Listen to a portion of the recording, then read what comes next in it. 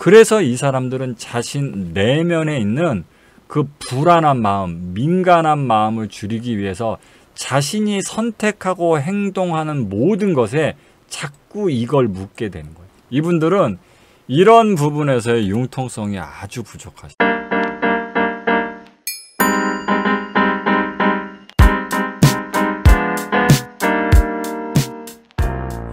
어제 이 A, B, B 유형의 분들에 대해서 풀어드렸었죠. 예. 여기도 그대로 써있듯이 A 유형인 분들한테도 B가 이렇게 크거나 작은 형태로 B가 한 개 정도는 들어가 있고, 이렇게 B 유형인 분들한테도 A가 들어가 있을 정도로 이렇게 완벽하게 이분법적으로 나눠져 있긴 않기 때문에 A, B, B에 해당되는 유형이 아닌 분들, 이렇게 민감도가 높으신 분들이 아닐지라도 대부분의 이런 B 유형을 조금씩 다 가지고 계세요. 그러니까 이런 분들에 대한 이해를 가지다 보면 여러분들의 대인관계의 불편 문제도 어느 정도 풀릴 겁니다. 그래서 어저께 이 A, B, B 유형의 분들의 이야기를 말씀드리면서 일반적 애착과 일반적 애착과 반대인 개념적 애착에 설명되고, 어제 개념적 애착이 뭔지에 대해서는 확실하게 다들 이해를 하셨고, 오늘은 이 개념적 애착을 가지고 계신 분들이 전형적인 A, BB 유형의 분들이에요.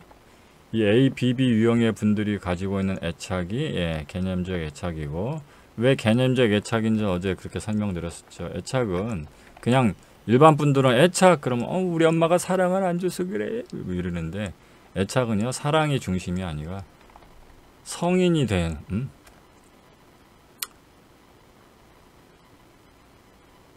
성인이 되는데 필요한 정보 학습, 이 메인이 돼서 애착은 정보의 학습과 애정, 이렇게 두 가지가 접목이 되고, 사실 여러분들은 애착은 무슨 사랑 주고 이런 거 얘기 아니라 사실은 정보, 어른이 되기 위한 엄마 아빠가 정보를 전달하는 거, 뭐 가르치는 거, 어른이 되는 길을 가르치는 이런 정보, 학습, 교육, 이게 메인이 된다고 어제 말씀을 드렸잖아요. 거기서 이분들은 A, BB 유형들은 이 애정이 믹스가 잘 안 된 거예요. 유화제처럼 섞여야 되는데 이게 안 돼서 애정은 빠지고 뭐만 남았다? 정보만 남았다. 그 정보적 개념이 그래서 애착이 됐다. 이렇게 이해를 하시면 되고요. 그래서 이제 이 개념적 애착까지는 이제 어제 이해를 하셨고, 오늘은 이제 그 이유에서 아까도 제가 낮에 뭐 요즘 현대인들이 뭐 우울증, 뭐 분노 조절 장애, 뭐 감정 조절에 어려움을 겪는다든가 뭐 이런 분들 얘기하면서 제가 강박증 얘기를 드렸잖아요. 그래서 이 A, BB 유형의 분들을 이해할 때 이 강박 증세에 대한 이해를 좀 하셔야 됩니다. 그러니까 지금부터 제가 말씀드리는 강박 증세라는 건 현상적인 거예요. 현상적이란 건 무슨 뜻이냐? 반대로 얘기하면 병리적인 게 아니다 이 뜻입니다. 이것도 좀 어려운 말이라서 더 풀어드리면 질병은 아니다. 진단명, 질병 이런 건 아니다. 여러분들 뭐 가끔가다 머리가 좀 아프네, 지끈지끈거리고 뭐 이렇게 얘기하시는 분들, 가끔가다 머리 아프신 분들 있잖아요. 근데 여러분들 이 머리가 아프다 해서 그게 특별한 무슨 병명이 있거나 어떤 의학에서 얘기하는 무슨 질병명이 있다거나 그런 진단이 나오는 뭐 증상이라든가 그렇진 않지 않습니까? 스펙트럼적으로 조금 아픈 것도 있고 아예 심해서 아예 그냥 정식의 진짜 병인 것도 있고, 이런 것처럼 여기서 얘기하는 이 강박 증세라는 건 현상적인 걸 뜻하는 거라서, 일반적으로 얘기하는 정식의 정신건강의학에서 얘기하는 병리적 진단명, 질병명으로서의 강박증과는 좀 다른 겁니다. 그러니까 강박증까지는 아닌데 좀 그런 현상, 그런 기질, 그런 모습을 간헐적으로 띠는 이런 현상적 이야기를 뜻하는데, 그래서 여러분들이 대인관계를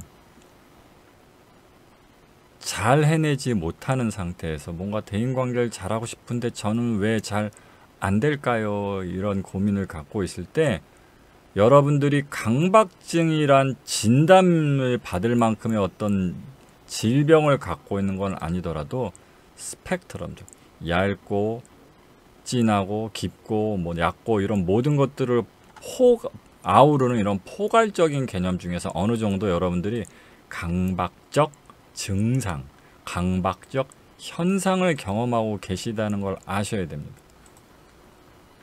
그래서 제가 여기 이걸 써놓은 거예요. 여기 보면 AAB 유형은 이 사람들을 나타내는 특징이 불안해하는 겁니다. 불안. 약간은 그래서 마이너스적이죠.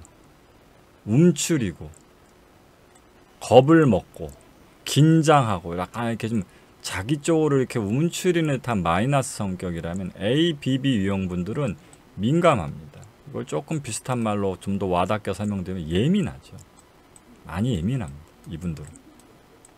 그래서 이 예민도가 이 AAB형 분들하고 달리 플러스 형태라서 약간 바깥으로 표출되죠. 제가 약간 뭐 과장된 부분들이긴 하지만 그래서 ABB의 유형의 분들은 표정, 눈짓, 말투, 행동, 태도 등등에서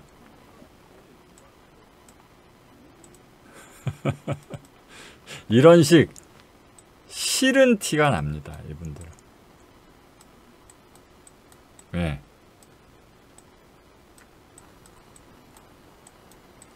자기도 모르게 이게 티가 나서 제가 우스갯소리로 이제 그런 표현을 하는데 이분들을 이런 분들 만나다 보면 이분들 옆에 이렇게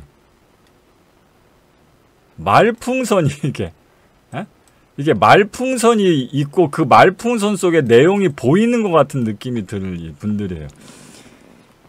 그러니까 이분이 속으로 무슨 생각을 이렇게 하잖아요. 그럼 우리들은 저 사람이 무슨 생각을 하는지 잘 모르겠잖아요. 근데 이 A, BB 유형의 분들은 이분들이 대충 이런 생각을 하겠다, 이런 감정을 가지고 있다는 거가 이 겉으로 많이 티가 납니다.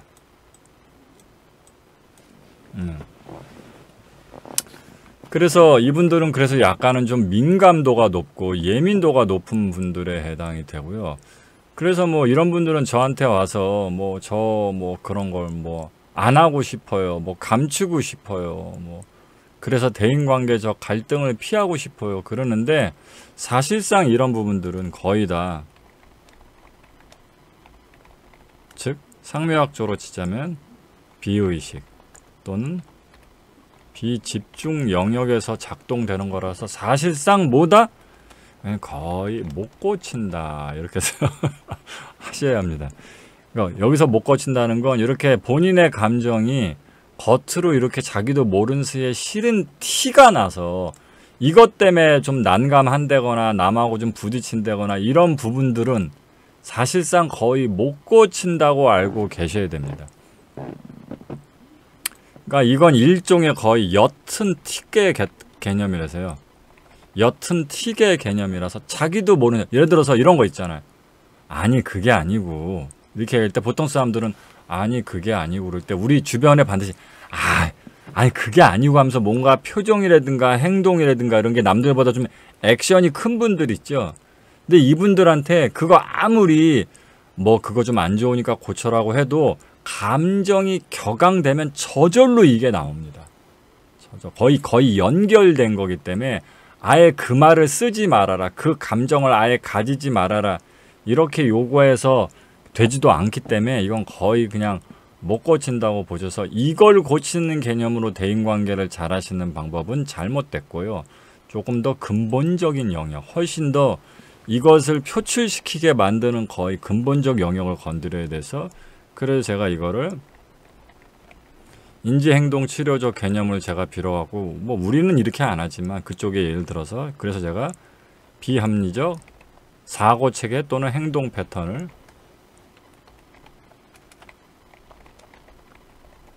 패턴으로 교정하는 방식을 해야 돼서 이 비합리적 행동 패턴에 더 근간이 되는 비합리적 사고체계, 합리적 사고체계, 요거를 건드리는 방식으로 한다고 말씀을 드렸죠. 그래서 어쨌든 이 분들은 그래서 이렇게 좀 겉으로 좀 티가 납니다. 민감도가 높으신 분들이기 때문에.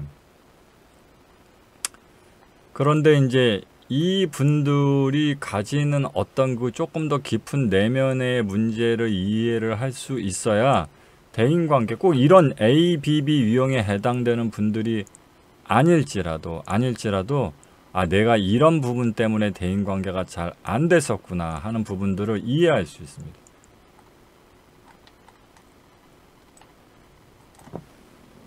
그래서 제가 그 부분을 설명드리려고 제가 어제 2부에서 강박적 현상, 증상 요 이야기를 꺼내드렸죠. 이분들이 ABB 유형의 분들,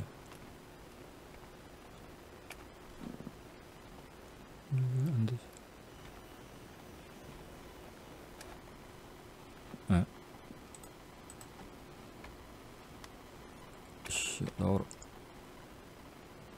대문자가 갑자기 안 쳐지지. 어쨌든 대문자가 안 쳐지니까 하여튼 그냥 합시다. 이 ABB 유형의 문제를 가지고 있는 분들이 제가 아까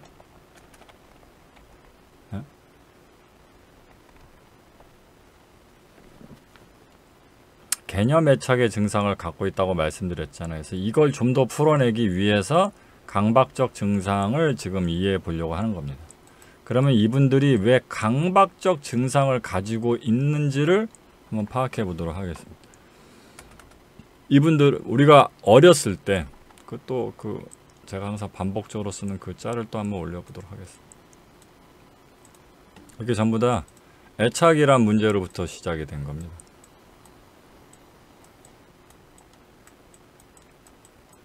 우리가 성인이 돼서 다른 사람과 상황과 세상을 만났을 때 어떻게 반응하는가를 우리가 머릿속으로 이런저런 생각을 할 수 있지만 그거와 관련된 어떤 반응적 패턴은 이렇게 어렸을 때, 아이였을 때 형성된단 말이에요. 이때 이 애착이라는 게 단순히 뭐 엄마 아빠가 뭐 뽀뽀해주고 먹여주고 꼭 안아주고 사랑한다고 해주고 칭찬해주고 뭐 이런 사랑 나부랭이만 하는 게 아니라고 말씀드렸죠. 애착은 그런 사랑만 하는 게 아니라 정보를 학습시키는 겁니다. 어떤 정보? 이 아이가 커서 어른이 되었을 때 다른 사람과 어울려 잘 생활할 수 있고 사회생활을 잘 하는 데 필요한 그런 정보를 아이한테 교육시키는 과정에 생기는 게 애착이에요. 다만 그거를 정보만 전달하는 게 아니라 제가 그래서 어제 뭐 영어 조기 교육으로 제가 이걸 비유해 드렸죠. 정보만 하는 게 아니라 사랑이란 것까지 여기 이렇게 같이 섞어야 이 아이가 이게 이 알려준 정보가 여기 잘 감정적으로 뿌리내리게 된다. 자동적 반응 시스템으로 뿌리내리게 된다. 우리가 보통 얘기하잖아요. 머리로는 알아도 가슴으로는 잘 와닿지 않는다고 하는 것처럼 이렇게 엄마가 어른이 돼서 이렇게 살아야 된다고 아이에게 정보적으로 교육을 하는 것 위에 엄마의 사랑을 잘 얹어야 그게 아이한테 감정적 반응 시스템으로 애착이 완성된단 말이에요. 근데 요 정보는 전달이 됐는데 이 사랑 부분에서의 뭔가 전달, 뭐 기질적 부분이라든가 다양한 부분들, 환경적인 부분들 이런 것들이 적용이 돼갖고 요 사랑이 빠진 상태로 되면 개념 애착에 대해서 주로 뭐 도덕, 상식, 과학, 논리, 합리, 뭐 옳음, 주로 이런 식의 어떤 정보 위주로만 애착이 되고 이런 정보적으로 애착이 되는 게 마치 이 사람한테는 의지해야 할 관계적 대상, 이게 사람, 관계, 사랑을 대체하는 대상물이 된다. 이렇게 설명을 드렸었죠. 이게 좀 슬픈 부분들. 캡슐아? 어쨌든 이게 그래서 이분들한테는 이런 것들이 의지되는 게 당연한 거란 말이에요.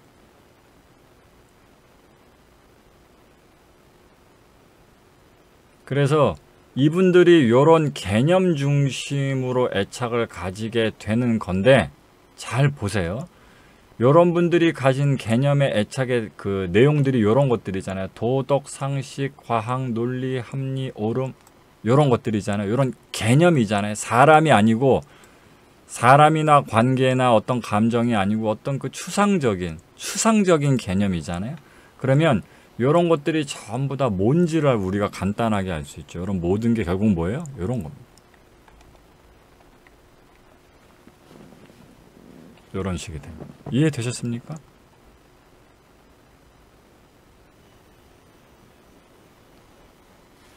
개념을 중심으로 개념 애착이 되어 있는 ABB 유형의 분들은 도덕, 상식, 과학, 논리, 합리, 옳음, 맞고 틀리고 이해할 수 없고 있고 나라면 그러고 안 그리고 이런 식의 것들로 사고 체계가 짜여 있기 때문에 이런 모든 게 다 뭐라고요? 기준이에요. 어떤 매뉴얼이고 방식입니다. 이해되셨어요? 그렇기 때문에 이 ABB 유형의 분들을 제가 많이 상담하거나 가르칠 때마다 항상 혼란스럽다기보단 이분들이 항상 이렇게 좀 답답하겠구나. 네? 그런 게 느껴지는데, 예를 들어서 특히 대한민국 같은 경우는 이렇게 서열 문화, 수직적 서열 문화가 있죠. 뭐 직장으로 치자면 선배 후배도 있고, 선배 후배. 그래서 누가 먼저 들어왔고 뭐 이런 것도 있고, 뭐 나이로 위아래를 따지기도 하고, 그렇죠?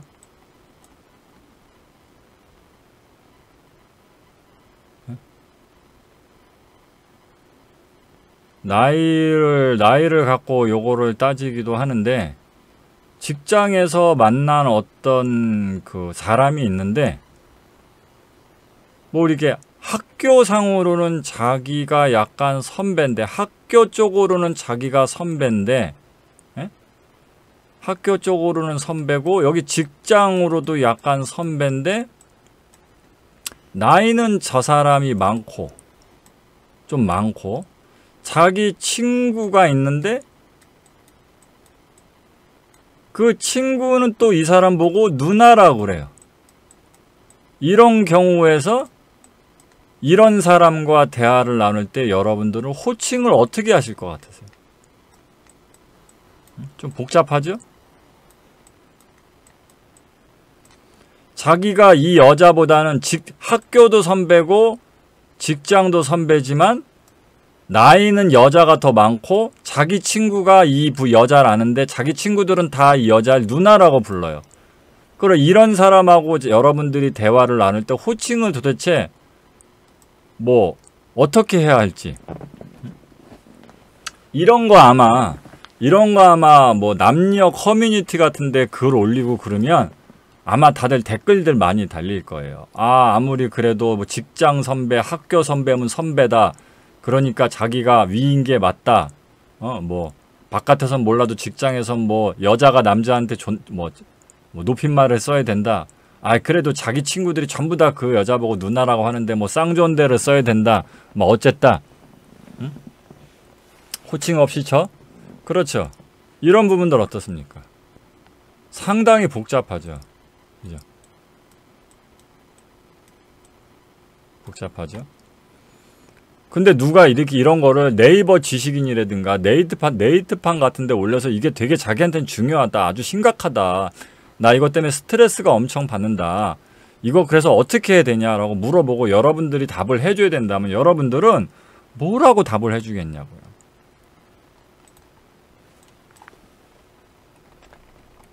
참 애매하지 않습니까?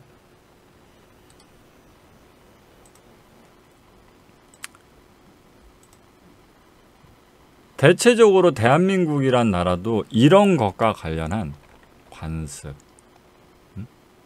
문화, 규범, 통념, 전통 이런 것들이 있긴 있어요. 어느 나라나 대체로 이럴 땐 이렇게 해왔다. 대체로 이러는 게 좋다. 라는 것과 관련된 기준, 매뉴얼에 가까운 관습, 문화, 규범, 통념, 전통 이런 것들이 어느 나라, 어느 지역, 어느 국가에도 다 있습니다. 그러니까 우리나라에도 당연히 이런 게 있겠죠. 근데 우리나라에도 이런 게 있는데 그럴 때 이런 좀 전에 호칭 문제를 도대체 어떻게 해야 되냐는 누가 네이트판이라든가 뭐 직장인 뭐 블라인드라든가 이런 데 올리면 여러분들은 정답의 기준 매뉴얼로 뭘 어떻게 제시해 줄 수 있냐고요. 그러면 여러분들 이렇게 생각되죠. 여기엔 일단 이 답이 없죠. 그렇죠. 우리가 알아온 관습, 문화, 규범, 통념, 전통 안에 이 호칭 정리 이럴 때 어떻게 해야 돼요? 라는 답이 있나요? 없죠. 그렇죠. 왜냐하면 어느 정도 좀 이렇게 뭉뚱그려진 일반적이고 무난한 것들에 대한 매뉴얼은 이런 관습, 문화, 규범 이런 것들에 포함이 되어 있지만 이렇게 디테일한 것들은 없어요. 그런데 우리나라가 아니라 외국 나라 다른 문화권에서는 이런 디테일한 것까지 전통 문화로 알려주는 것들이 있습니다. 대표적인 게 제가 언젠가도 설명을 드렸지만 무슬림 문화권입니다. 무슬림.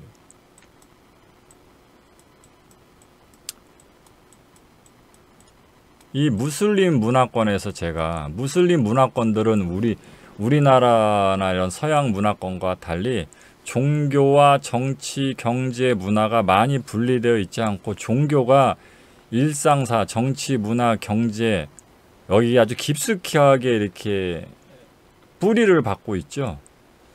그래서 뭐 의복부터 시작해서 사회 전반적인 굴러가는 게 종교적인 영향을 되게 많이 받는단 말이에요. 그게 그 자체가 종교에서 벗어날 수 없는 게 무슬림의 인생이거든요.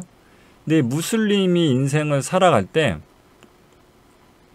무슬림이 이 부분들을 종교에 의지해서 살아가기 때문에 당연히 이 사람들은 종교적으로 우리는 뭐 일반적인 관습, 문화, 규범, 통념, 전통 이런 거 갖고 나 이럴 때 어떻게 해야 되나 따지지만 이 사람들은 무조건 절대적으로 1순위로 종교적인 매뉴얼을 갖고 따질 수밖에 없고 이들이 얘기하는 종교적 매뉴얼의 으뜸은 제가 말씀드렸던 항상 꾸란, 보통 우리가 얘기하는 코란이라고 얘기하는 그래서 우리 뭐 기독교 성경 비슷한 그 경전을 중심으로 하죠.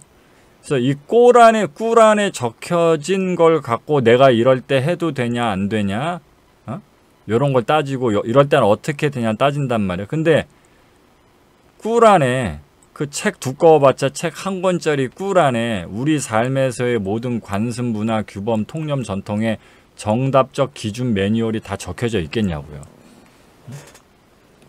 그래서 제가 예전에 그런 비유를 드렸어요. 어떤 결혼한 며느리가 묻기를 종교 지도자한테 묻기를 이번에 시아주버님이 몸이 아프고 다쳐갖고 제가 간병을 하게 되었는데 나는 그 여자의 부인이 아닌 다른 그러니까 그 시아버지님은 이제 자기 남편의 형이잖아요. 그 분하고는 이제 내외하는 사이인데 내가 그분을 간병하게 되면 벗은 몸을 보게 될 수도 있고 뭐 용변을 처리하다 보면 뭐 신체를 어디 접촉할 수도 있고 뭐 부축을 하게 되면 이렇게 신체적인 접촉이 일어날 수도 있는데 그럴 땐 어떻게 해야 되나요? 라는 걸 이 무슬림 사회에선 물어서 해야 됩니다. 이거 되게 신기한 부분이죠. 우리는 그냥 자기가 자의적으로 대충 이렇게 하면 되겠지라고 하면 되잖아요. 이 나라에선 큰일 나요. 그냥 지 멋대로 뇌피셜대로 이렇게 시아주버님 간병하면 되겠지 했다가 사고가 터질 수 있거든요. 그래서 무슬림 사회에선 종교적인 매뉴얼, 종교적인 정답의 기준을 갖고 살아야 되기 때문에 가장 먼저 1순위인 꾸란을 갖고 이걸 판단해야 됩니다. 근데 여러분들이 상식적으로 생각해 보셨다시피 꾸란이란 성경에 시아주버님을 간병할 땐 이렇게 되고 어디까지 허용되고 어디 이상은 허용되지 않는다. 그런 게 써져 있겠냐고요. 네? 당연히 안 써져 있겠죠. 그렇죠? 아니, 무슨 그 책 한 권에 무슨 삼라만상의 매뉴얼을 다 적어놨겠냐고요. 그래서 무슬림들은 종교적으로 꾸란에 의거를 해서 거기 써져 있냐를 살피고 만약에 없으면 그 밑에 하위 단계로 꾸란 정도의 권위는 없지만 그거에 필적하는 그 아래인 종교 서적들이 있어요. 그걸 일명 율법서라고 합니다. 율법서. 율법서는 또 꾸란은 한 권이지만 율법서는 여러 권이에요. 많아요. 그럼 이 율법서를 또 찾아요. 율법서에 시아버지님, 시아주버님 간병할 때 어떻게 돼서 이건 뭐가 되냐는 게 써져 있으면 다행인데 거기도 없어. 그러면 마지막 세 번째인 전에도 옛날 설명드렸었죠. 율법학자, 예? 종교 지도자, 경전을 공부하는 율법학자들이 있습니다. 이 율법학자들한테 자문을 구해야 돼요. 자문. 이 사람들이 이거에 정통한 사람들이기 때문에 일반인들은 지들 맘대로 해석을 못해. 이런 종교 지도자, 율법학자, 경전학자 이런 사람들만 이거 해석을 가능하단 말이에요. 이 사람들의 자문을 구해서 이 사람들이 어디까진 괜찮고 어디까진 괜찮지 않다. 그 근거는 이러하고 경전에 대충 이렇게 얘기하기 때문에 그렇게 해석해도 된다라는 어떤 이렇게 그 보증, 어떤 신용 보증처럼 이 사람들이 그걸 해줘야 돼요. 그래서 심지어 이 사람들이 전화로 해주기도 해서 한국에서 얘기하는 700 서비스처럼, 어떤 오프라인 상담 서비스도 있고 전화로 이런 걸 상담해주는 700 서비스처럼 하고 돈을 받기도 해요. 이렇게 해서 이거 해서 이렇게 간병하면 된다 하고 이렇게 보증을 받으면 이 간병하는 그 며느리 입장에서 얼마나 안심이 되겠어요. 그쵸? 아니, 불안하잖아. 안 그러면 무슨 뭐 간음을 했네, 뭐 불결한 여자네, 이슬람 율법을 어겼네, 무슨 뭐 종교 재판 받을 일도 없으니까 얼마나 안심할 거 아니에요. 그쵸? 이게 제가 왜 구구절절 갑자기 무슬림의 인생을 얘기했냐. 이게 바로 ABB 유형의 사람들이 이게 뭐가 이렇게 이상한데 오늘? 에? 뭐가 자판이 오늘 이상한데. 이 ABB 유형의 문제를 가지신 분들이 어떤 걸 세상을 바라보고 어떤 상을 판단 처리할 때가 이 무슬림들하고 같기 때문에. 카루아니님 어서 오세요. 이해되셨나요?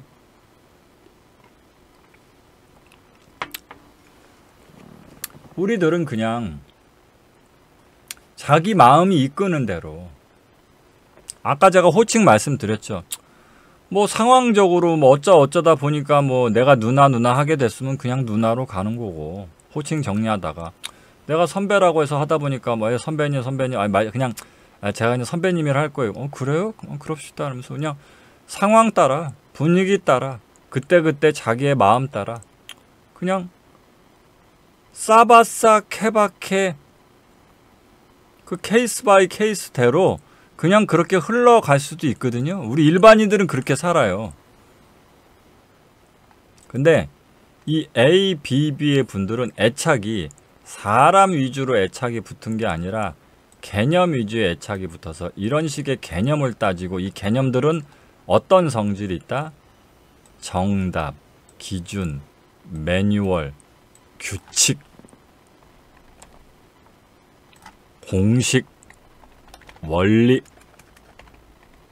이런 식의 성질을 갖고 있기 때문에 이분들은 그런 식으로 보통 유도리 있다 그러잖아. 융통성. 아저씨 치킨 한 마리 시켰는데 2마리 왔어요. 빨리 한 마리 가져가 주세요. 그러니까 저라면은 사진이 깝깝한 새끼다. 이게 바로 융통성 없는 거죠. 1마리 시켰는데 2마리 왔다고 빨리 1마리 가져가래. 이런 것처럼 이분들은 이런 부분에서의 융통성이 아주 부족하십니다.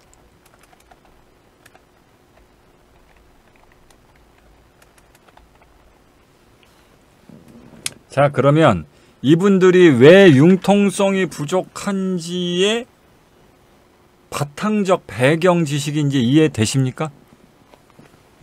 왜 ABB 유형들은 융통성이 부족할까? 적당히, 대충, 뭐 아닐 수도, 길 수도, 뭐 그러거나 말거나 이런 식의 것들이 왜 안 된다? 이분들의 기본적인 뭐 가치 판단, 감정 체계, 어떤 선택과 결정 실행의 체계가 개념 애착을 베이스로 하기 때문에 이분들은 어떤 기준, 가치 기준, 방식, 매뉴얼, 규칙, 패턴 이런 식으로 구성이 되어 있어요. 그래서 예를 들어 갖고 이런 거 있잖아요. 어제도 제가 무슨 학원 사진 올려드렸었죠. 이 세상에는 이런 걸 고민하고 있는 사람들도 있구나 하는 거 여러분들이 아셔야 돼요. 이런 문제들이 여러분들한테도 고스란히 다 이렇게 포함되어 있기 때문에. 제가 어저께 학원 사진 올려드렸죠. 이 까만 옷 입은 여자분이 A분, A. 이 흰 옷 입은 분이 B분.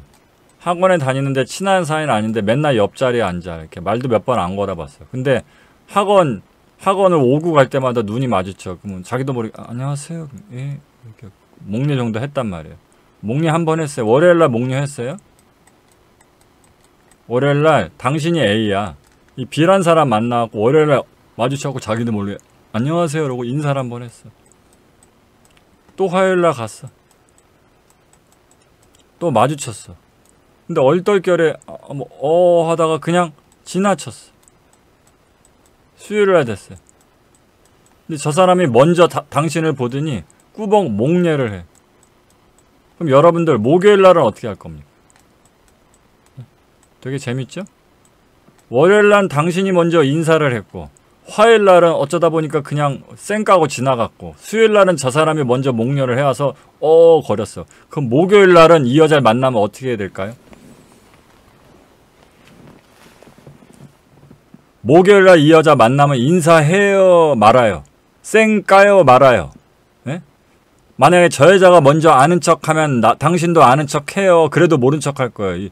여러분들이라면 어떻게 하실 거예요? 요렇게 월화수가 지나고 4일째인 목요일이 되었을 때 이 당신이 A고 이 B란 사람을 또 만나서 마주치게 되면 당신은 인사를 해야 되냐 말아야 되냐? 만약에 인사를 안 하기로 했다면 그럼에도 불구하고 B가 아는 척을 해오면 아는 척 할 거냐 말 거냐? 여기에 대한 상회학적 학문적 정답은 뭐냐면요. 그야 모르지. 그냥 모르지예요. 왜냐면 아니 이게 무슨 우리가 무슨 무슬림 종교 국가가 아니잖아요. 무슬림 종교 국가가 아니라서 뭐 아이를 뭐 좀 귀하게 여긴다거나 어른을 보면 인사한다거나 뭐 이렇게 뭐 모르는 사람한테 막 거친 말이나 막 반말 욕을 한다거나 뭐 이런 식의 좀 굵직굵직한 부분들에 대한 어떤 관습 문화 뭐 예의 규범 도덕 이런 게 있지만 우리나라는 이런 무슬림 국가처럼 이런 세세한 모든 것들에까지 이렇게 해야만 하고 안 그러면 사회생활을 할 수가 없고 그렇게 강제하는 나라가 아니기 때문에 나머지는 다 자유고 정답이 없기 때문에 한마디로 거기엔 정답, 기준 이런 게 없기 때문에 그냥 그때그때 내 마음 내키는 대로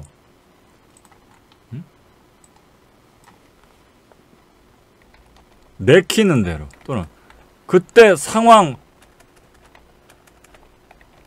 흐름대로 하는 게 정답이란 말이에요. 어때요? 이게 맞죠? 아 내가 그 사람 뭐 별로 싫으면 그냥 뭐 내가 안 하겠지 뭐 자꾸 인사 안 하게 되는데 자꾸 뭐 인사하니 많이 내가 굳이 이런 걸 왜 따져야 되냐. 그냥 내가 저 사람하고 친해지고 싶고 뭐 눈길이 가고 뭐 호감 가고 그러면 인사하고 뭐 친해질 거고 뭐 아니면 말겠지 이렇게 생각하고 그때 내가 뭐 아는 척 할 만하면 할 거고 뭐 안 할 만하면 안 하겠지 이렇게 그냥 물음표로 던지고 왜냐면 이게 정답 자체가 애초부터 존재할 수 없는 개념이기 때문에 여기에 정답이 어딨어. 그렇죠? 그러니까 원래는 그냥 이렇게 내키는 대로 그냥 흐름대로 하면 되는데 이게 무슬림 국가에선 이게 안 된다 그랬죠. 그러니까 어떤 그게 종교가 됐든 사회 문화 규범이 됐든 어떤 상위의 체계가 사람과 인생의 아주 깊고 세세한 부분들까지 침투해서 강제성을 가지는 이런 국가들에선 이런 게 불가능한데, 황당하게도 점점 더 대한민국도 점점 더 이렇게 돼가고 있습니다. 그래서 이런 것들을 커뮤에 올리면 치열하게 논쟁이 벌어지면서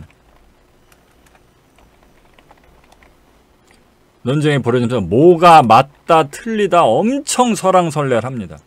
근데 이게 사실 따지고 놓고 보면 이게 얼마나 황당한 거냐면, 남자분들 군대 가신 분들 아실 텐데, 제가 준대 갔을 때 경험으로 좀, 군대에 이렇게 수도꼭지가 있었거든요.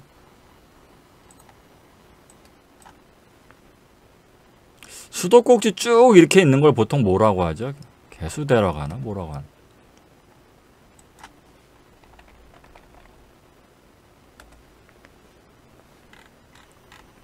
이렇게 수도꼭지가 한 개가 아니라 쭉 이렇게 있었었는데, 제가 군대 다닐 때 그 수도꼭지마다가 그 짬밥으로 순서가 정해져 있었어요. 그래서 여기부터 여기까지만 2등병이 쓸 수 있고, 여기서부터는 1병이 쓰고, 여기서부터는 상병이 쓰고, 저기는 병장 이상이 쓰고, 그리고 뭐 앉아 있을 때는 뭐 2등병은 뭐 다리를 모으고 주먹을 세우고 팔을 쭉 펴고 어디를 보고 있어야 되고, 뭐 1병 뭐 상병 이하는 다리를 벌리면 안 되고, 뭐 이런 식의 정말 어처구니 없는 세세한 부분들까지, 뭐 군기가 빠졌네 안 빠졌네, 제가 의장대 출신인데 그거 갖고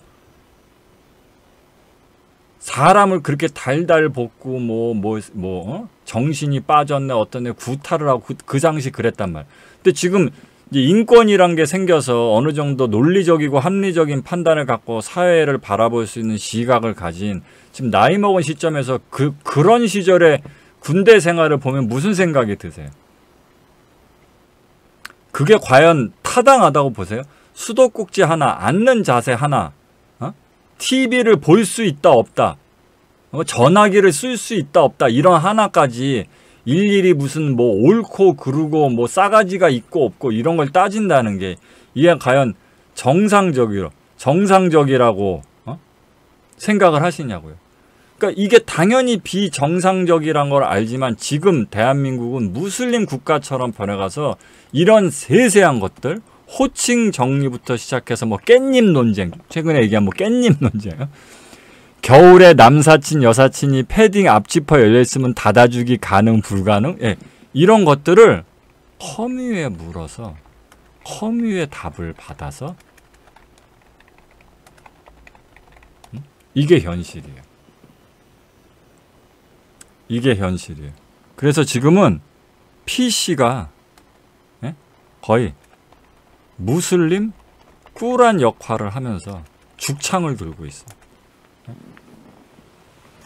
뭐 공연을 볼 때 여기까지는 괜찮고 여기까지는 비매너가 아닌데 뭐 어디까지 하면 비매너고 뭐는 몰상식한 거고, 정말 하나하나, 정말 말투 하나하나, 눈빛 하나하나, 태도 하나하나, 어떤 서비스 하나하나까지 이건 맞고 틀리고 그럴 수 있고 없고 이런 것들을 따져갖고, 그런 것들을 이런 거 이렇게 하는 게 제가 잘못한 건가요? 이거 제가 혹시 잘못한 건가요? 저 사람이 잘못한 거 아닌가요? 이런 것들을 율법학자한테 전화 걸어서 윤허를 받아야만 살아갈 수 있는 무슬림들처럼 커뮤에 물어서 대중들한테 떼법으로 판정을 받아야만 자기의 정당성, 다른 사람의 어떤 부당성을 이렇게 받아내는 식으로 지금 살아가고 있습니다. 그래서 제가 어저께 말씀드렸었죠. 이게 ABB 유형을 가진 사람들의 개인적인 성격의 문제가 아니라, 이게 뭐다? 시대적 문제로 비화되고 있다.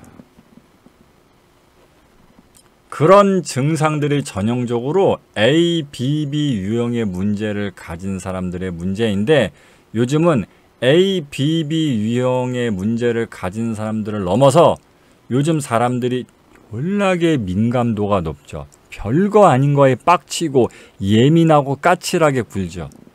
예? 점점 더 그런 식으로 시대 자체가, 국가 자체가, 문화 자체가 ABB 유형으로 민감한 세상으로 가고 있습니다. 이 민감한 세상으로 가면서 그럼 왜 자꾸 그 짓을 하게 되느냐? 왜 자꾸 정답, 기준, 매뉴얼, 규칙, 옳음, 정당, 부당 요런 것들로 따지게 되냐면 요게 민감도를 줄여주기 때문에. 아까 말씀드렸죠.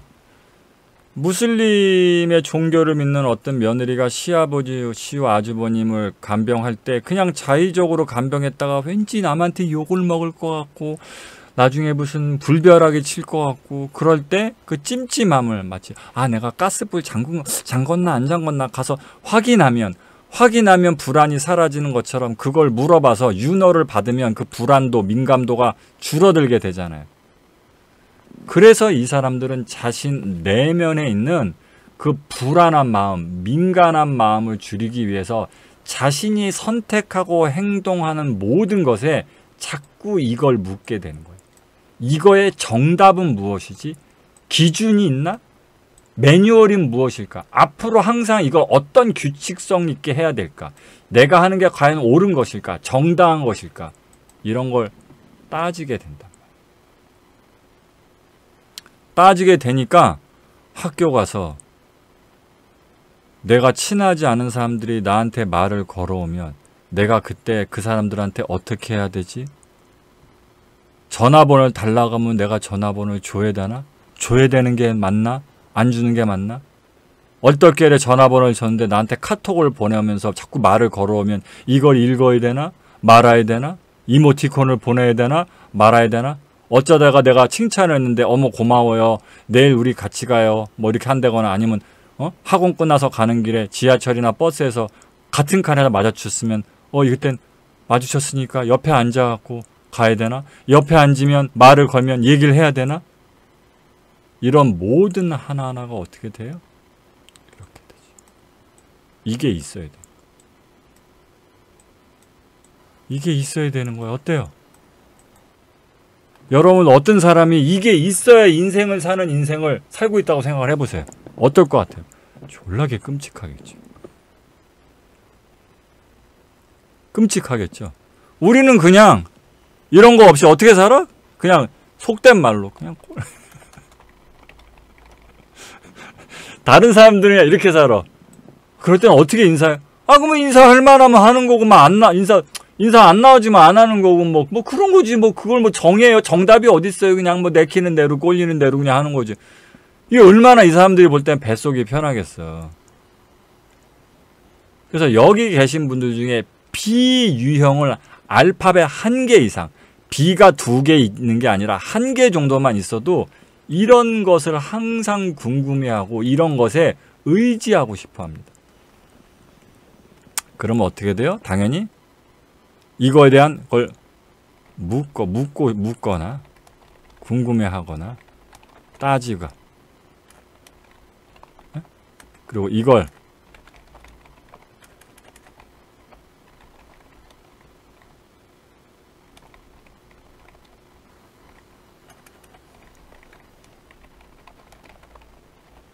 그렇죠. 이게 혼란스러우면 항상 그걸 묻고 궁금해하고 확인하고 따져야 되고 그러니까 머릿속이 복잡하고 피곤도가 높아지잖아요. 그러니까 이 사람들은 그러면 그럴수록 어떻게 돼요? 그러니까 이럴 때 딱 그냥 정답이 있었으면 좋겠다. 내가 아예 규칙을 세워갖고 앞으로 내가 학원 가서 누가 말 걸면 난 절대 말 안 걸어지. 이런 사람하고는 절대 말을 안 해야지. 이럴 때 무조건 이렇게 해야지 하고 어떤 규칙이나 매뉴얼을 세워서 그걸 반복적으로 실천하면서 그걸 통해서 자신의 이런 힘듦을 방어하고 혼란스러움을 안 당하려고 하게 됩니다. 이해되셨죠? 그러면 그게 뭐야? 그 증상을 뭐라고 부른다? 과학에서? 그게 강박이에요.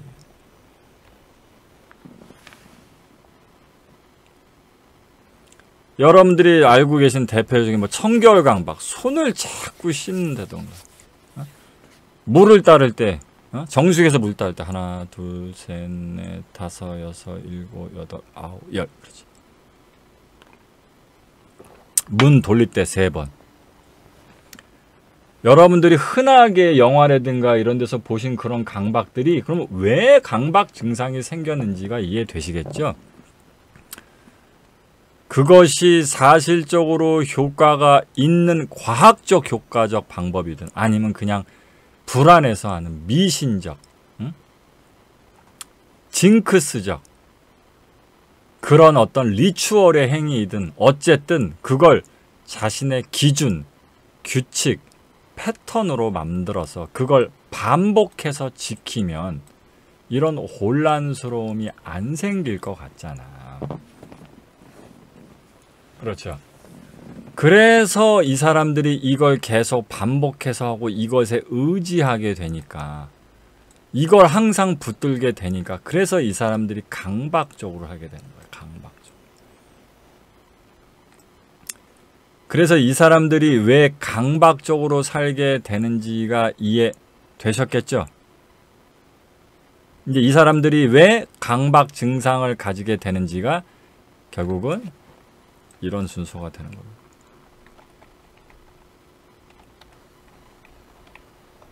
당연히 이렇게 따라 붙는 거예요.